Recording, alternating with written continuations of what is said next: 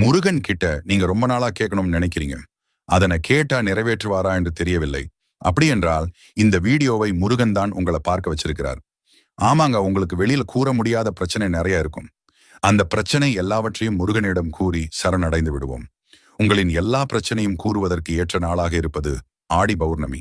இந்த நாளில் முருகனை எப்படி வழிபட வேண்டும் என்று தெரிந்து கொள்ள நம்ம முருகன் ஆராதனை சேனல் வீடியோவை முழுமையாக பார்த்து அறிந்து கொள்ளுங்க.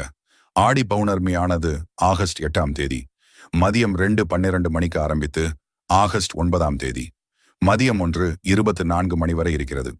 இந்த நேரத்தில் முருகனுக்கு விளக்கேற்றி சிவப்பு நிற மாலை அணிவித்து பால் பாயசம் செய்து வழிபட வேண்டும். உங்களால் நெய்வேத்தியம் செய்ய முடியவில்லை என்றால் வாழைப்பழம் மட்டும் போதும். அதன் பிறகு முருகனுக்கு தீபாராதனை காட்டி வழிபாடு செய்யுங்கள். ஓம் சரவண பவ என்ற மந்திரத்தை 108 முறை கூற வேண்டும். உங்களின் வேண்டுதலை முருகனிடம் மனதார கூறுங்கள்.